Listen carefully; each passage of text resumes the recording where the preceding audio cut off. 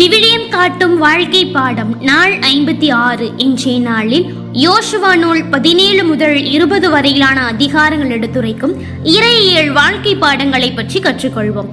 முதலாவது, மனாசேயின் மீதி பங்கும் செலோபியாத்தின் குமாரத்திகளும். யோசேப்பின் மூத்த மகனான மனாசேயின் மீதமுள்ள குடும்பங்களுக்கு நிலம் ஒதுக்கப்படுகிறது. இங்கே ஒரு முக்கிய நிகழ்வு. செலோபியாத்தின் குமாரத்திகள் யோசுவாவிடம் வந்து, எங்கள் தந்தைக்கு ஆண் வாரிசு இல்லை என்பதால் எங்களுக்கு சுதந்திரம் இல்லையா என்று கேட்கிறாங்க. மோசே கொடுத்த கட்டளைப்படி அவர்களுக்கும் நிலம் வழங்கப்படுகிறது. யோசேப்பு புத்திரரின் புகார். எப்ராஹிம் மற்றும் மனாசே கோத்திரத்தார், நாங்கள் பெரிய கூட்டமாக இருக்கிறோம், எங்களுக்கு ஒரு பங்கு மட்டும் போதாது என்று முறையிடுகிறாங்க. யோசுவா அவர்களிடம், நீங்கள் பலமுள்ளவர்கள் என்றால் காடுகளை வெட்டி திருத்தி உங்களுக்கு இடம் உண்டாக்கி கொள்ளுங்கன்னு சொல்றாரு. வாழ்க்கை பாடம். உரிமைகளுக்காக குரல் கொடுப்பது தவறல்ல, செலோபியாத்தின் குமாரத்திகளை போன்று. அதே சமயம் நமக்கு அதிக வசதிகள் வேண்டும்னு சொன்னா நம்முடைய உழைப்பை செலுத்த வேண்டும். இருப்பதை வைத்து புகார் செய்யாமல் நம்முடைய எல்லையை விரிவுபடுத்த உழைக்க வேண்டும் என்பதை 17ஆம் அதிகாரம் கற்றுத்தருகின்றது. இரண்டாவது, சீலோவில் நிலப்பகிர்வு மற்றும் நீதி கோத்திரங்கள். இஸ்ரேல் மக்கள் சீலோவில் கூடுகிறாங்க. அங்கே ஆசரிப்பு கூடாரமும் நிறுவப்படுகிறது. இன்னும் நிலம் பெறாத 7 கோத்திரங்களுக்காக யோசுவா ஒரு கோத்திரத்திலிருந்து 3 நபர்களை அனுப்பி தேசத்தை அளந்து வர சொல்லி சொல்றாரு. பங்கீடு.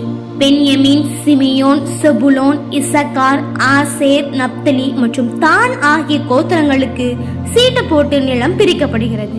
யோசுவாவின் பங்கு. அனைவருக்கும் நிலம் கொடுத்த பிறகு இஸ்ரேல் மக்கள் தங்கள் தலைவனான யோசுவாவுக்கு அவர் கேட்ட திம்னாத் செராக் என்ற பட்டணத்தையும் கொடுக்கிறாரு. வாழ்க்கை பாடம். ஒரு தலைவன் முதலில் மற்றவர்களின் நலனை கவனித்துவிட்டு இறுதியாக தனக்கானதை ஏற்றுக்கொள்வதுதான் உண்மையான தலைமைத்துவ பண்பு.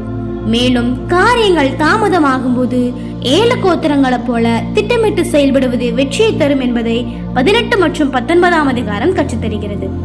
மூன்றாவது, அடைக்கல பட்டணங்கள். ஆண்டவர் மோசேக்கு கொடுத்த கட்டளைப்படி யோசுவா 6 அடைக்கல பட்டணங்களை ஏற்படுத்துகிறாரு. அறியாமல் அல்லது எதிர்பாராத விதமாக ஒருவரை கொன்றுவிட்டவர் பழிவாங்க துடிப்பவர்களிடமிருந்து தப்பிக்க இந்த இடங்களுக்கு ஓடி வரலாம். அங்கே அவருக்கு முறையான விசாரணை நடத்தப்பட்டு பாதுகாப்பும் அளிக்கப்படும். பட்டணங்கள் கேதேஸ், சீகேம், எபிரோம் இதெல்லாம் மேற்கு பகுதி. பேசேர், ராமோத், கோலான் இவைகள் கிழக்கு பகுதி. வாழ்க்கை பாடம். இது இறைவனின் நீதியையும் இரக்கத்தையும் காட்டுகிறது. கோபத்தில் பழி வாங்குவதை தடுத்து உண்மையை ஆராய அவகாசம் கொடுக்கிறது. நம்முடைய வாழ்விலும் அவசரப்பட்டு தீர்ப்பு வழங்காமல் மற்றவர்களுக்கு அடைக்கலம் கொடுக்கக்கூடிய மனப்பக்குவம் வேண்டும் என்பதை 20ஆம் அதிகாரம் கற்றுத்தருகின்றது. இந்த அதிகாரங்கள் நமக்கு கற்றுத்தரக்கூடிய முக்கிய சாராம்சம். முதலாவது, பெண்களின் உரிமை. விவிலியம் பெண்களின் சொத்துரிமையை அன்றே அங்கீகரித்துள்ளது. இரண்டாவது, உழைப்பின் உயர்வு. புகார் செய்வதை விட்டுவிட்டு சவால்களை வெற்றியாக மாற்ற வேண்டும். மூன்றாவது, நீதி. தண்டிப்பதை விட ஒரு உயிரை காப்பாற்றுவதே இறைவனின் விருப்பம் என்பதாகும். இந்த அதிகாரங்கள் நமக்கு கற்றுத்தரக்கூடிய இறையியல் சிந்தனைகளையும் வாழ்க்கை பாடங்களையும் நம்முடைய வாழ்விலும் வாழ்வாக்குவோம். இந்த நாள் இனிய நாளாகவே வாழ்த்துகிறோம். நன்றி.